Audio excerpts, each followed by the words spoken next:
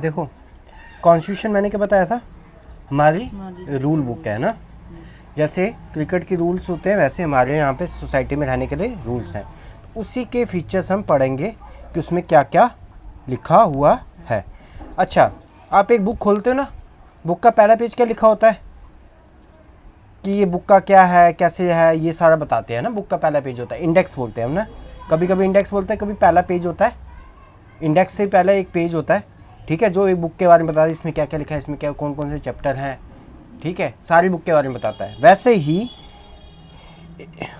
जो हमारे कॉन्स्टिट्यूशन के बारे में पहला पेज है ना, ठीक है, जो सब बताता है कि इस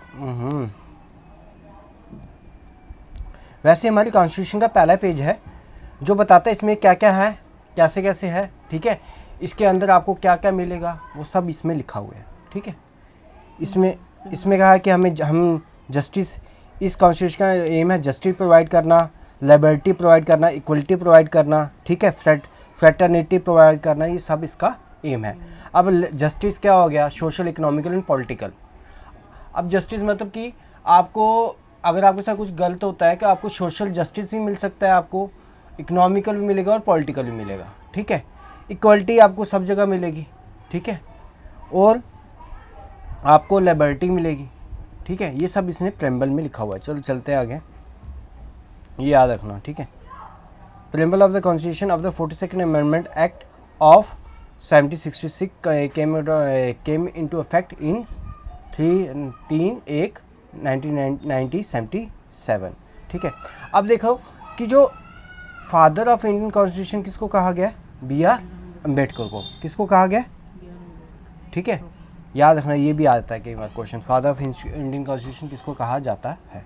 अब B.R. अम्बेडकर थे, मतलब कि वो छोटी कास्ट से आते थे, उनके साथ भेदभाव काफ़ी ज़्यादा हुआ था, उनको पढ़ने नहीं दिया जाता था, तो वो काफ़ी ज़्यादा इन चीज़ों से लड़ाई की, तब जाके उन्होंने अपने जो उनके जो SC कास्ट वाले थे उनके लिए उन्होंने बड़ा कुछ किया है।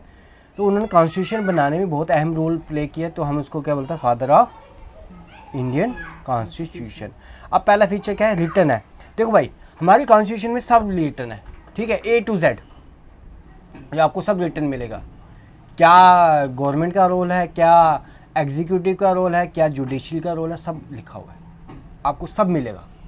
क्या एक सिटीजन्स के राइट हैं, क्या उसकी ड्यूटी है, क्या फंडामेंटल राइट, सब लिखा हुआ है। तो इसलिए हम इसको बोलते हैं डिटेल इन रिटन कॉन्स्टिट्यूशन, ठीक है।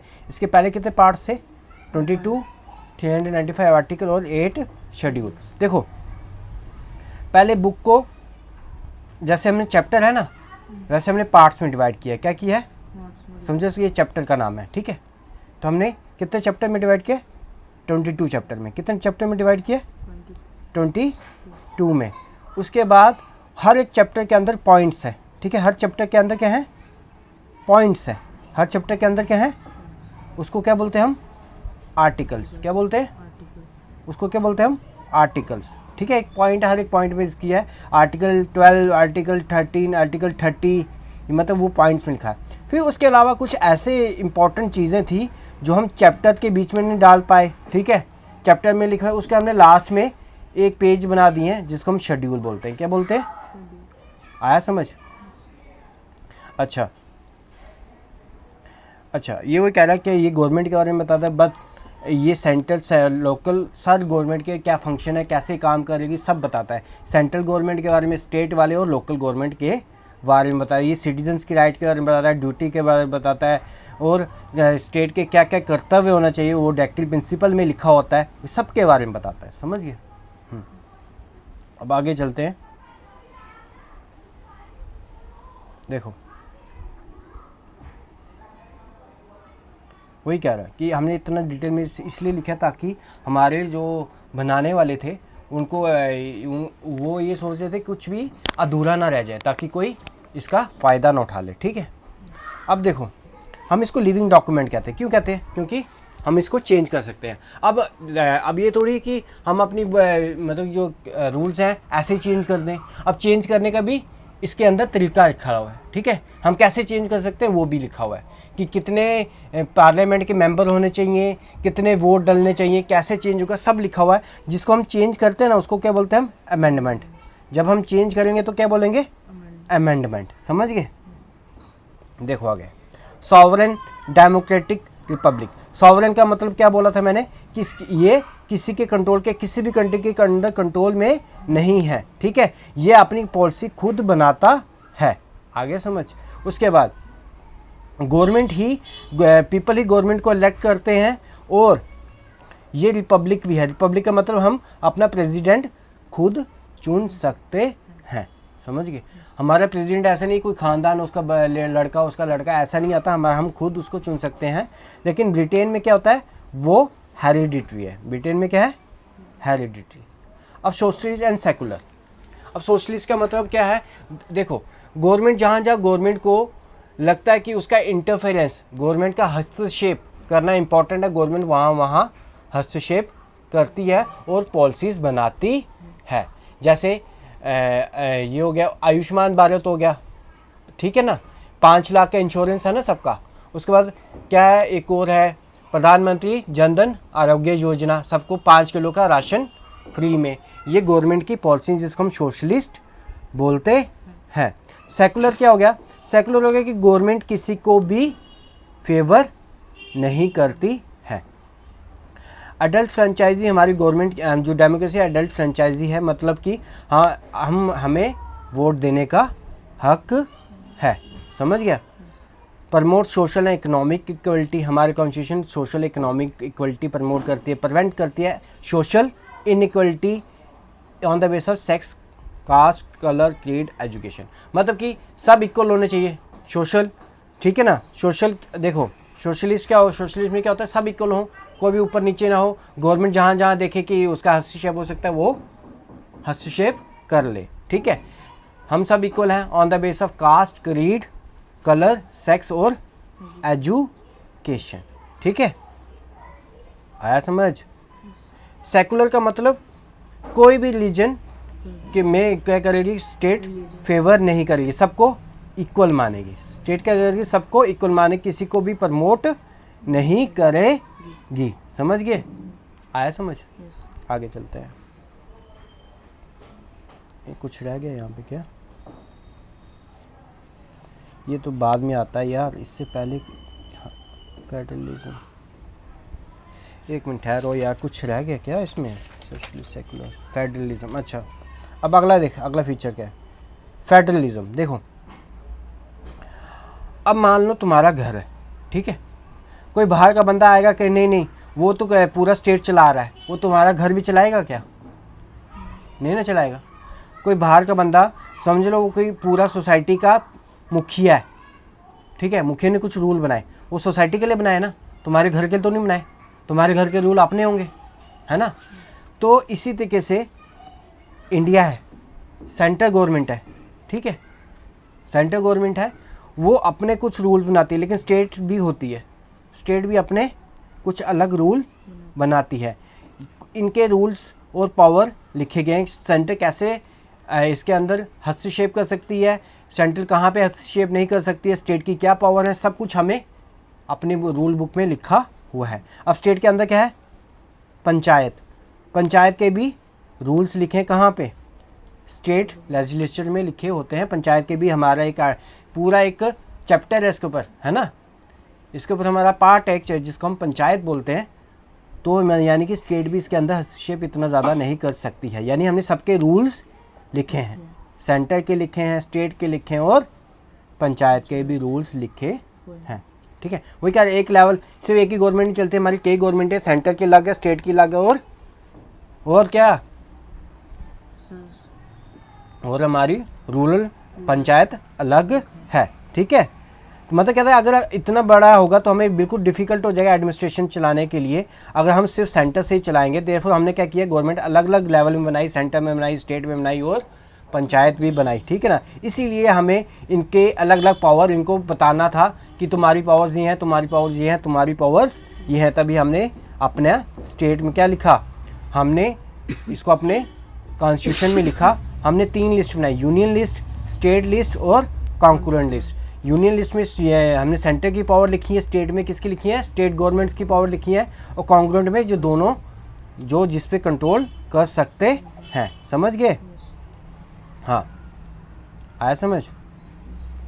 वही कह रहा है, पूरा मेंशन किया है कि कौन सा सब्जेक्ट में कौन सी चीज़ों में सेंट्रल गवर्नमेंट लाभ बना सकती है, स्टेट गवर्नमेंट लाभ बना सकती है। हमने दोनों के पावर को डिवाइड करके रखा हुआ है। हम आगे वाली क्लास में इसके बारे में और भी पढ़ेंगे, ठीक है? आया समझ? फेडरलिज्म में क्या होता है, सेंट्रल स्टेट दोनों अपनी पावर्स लेती हैं कहाँ से, कॉन्स्टिट्यूशन से। अगर स्टेट की पावर का हनन करेगा सेंटर, तो वो सीधा कहाँ जाएगी, जुडिशरी में। जुडिशरी में जाके उसकी कंप्लेन करेगी। अगर सेंटर की कहना स्टेट नहीं मानी है, तो वो उसको रद्द भी कर सकता है और जुडिशरी भी जा सकता है। पार्लियामेंट्री सिस्टम, पार्लियामेंट्री सिस्टम मतलब स्टेट की अपनी अपनी गवर्नमेंट्स होंगी, लेकिन सेंटर के अपनी एक क्या होगी, पूरे इंडिया की एक गवर्नमेंट होगी, स्टेट्स की अलग अलग गवर्नमेंट होगी। इसको हम बोलते हैं पार्लियामेंट्री सिस्टम, यानी कि एक पार्लियामेंट सेंटर में होती है।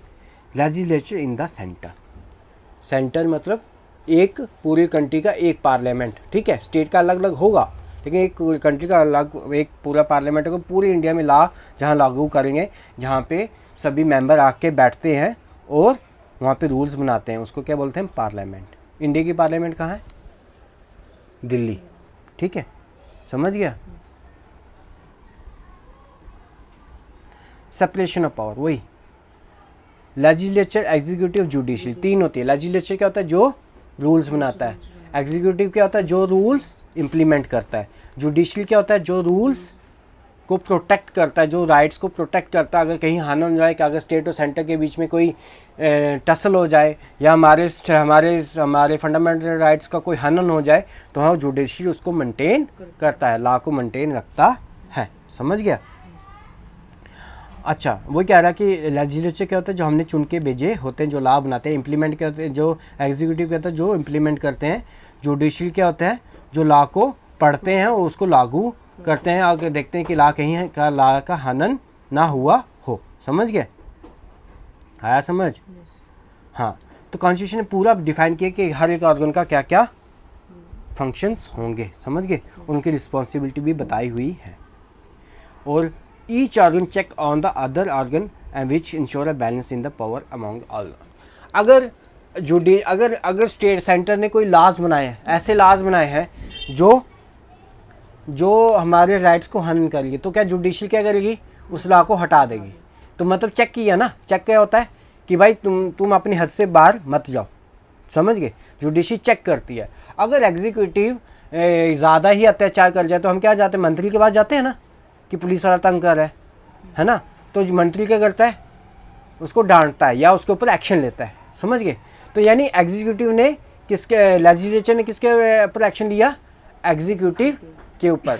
अगर किसी मंत्री ने धांधली कर दी या किसी ने घोटाला कर दिया, तो क्या करता है, पुलिस वाला उसको अरेस्ट भी कर सकता है। यानी एग्जीक्यूटिव ने किसके ऊपर चेक कर दिया, लेजिस्लेचर के ऊपर। यानी ये तीनों ऑर्गन एक दूसरे के ऊपर क्या करते हैं, बंदिश बना के रखते हैं, कोई अपनी सीमा ना लांगे। समझ गया? अब थोड़ा सा फंडामेंटल राइट बता देता हूँ, अब अगली बार बता दूंगा थोड़ा और। फंडामेंटल राइट्स क्या होते हैं कि देखो, ये सिर्फ डेमोक्रेटिक हमारी गवर्नमेंट चलाने के लिए, लेकिन हमारे लिए भी होते हैं, ताकि हम अपनी पर्सनैलिटी को डेवलप कर पाए। अब तुम जाओगे, तुम चाहे जो तुम्हारा मन जो करेगा, तुम्हें अगर कोई करने ना दे, तो तुम्हें कैसा लगेगा, अच्छा नहीं लगेगा। अगर कोई थप्पड़ मार दे तुम्हें ऐसा लगेगा कि नहीं मेरे को मार देगा कोई, है ना? तो हमारी राइट्स को प्रोटेक्ट करने के लिए, ताकि कोई हमारी राइट्स को हनन ना करे, हमने एक चैप्टर बना दिया जिसको हमने फंडामेंटल राइट्स लिखा हुआ है। समझ गए? आया समझ? ये सिटीजन्स को प्रोटेक्ट करता है। Arbitrary exercise of the power, government उसको ज़्यादा सताने लगे, इसको हम कॉन्साइंस ऑफ इंडियन कॉन्स्टिट्यूशन भी बोलते हैं। इसका दो ऑब्जेक्टिव हैं, इसके दो एम है। पहला एम क्या है, हर जो नागरिक है अपने जो उसके राइट हैं वो क्लेम कर पाए। दूसरा क्या है, on every authority that power must be binding on every that has power to make law. दूसरा है कि जो एग्जीक्यूटिव, जो लेजिस्लेचर, जिनके पास पावर है लॉ बनाने की, उनको चेक और बैलेंस कर सके। समझ गया? तो आज इतने रखते हैं, ठीक है?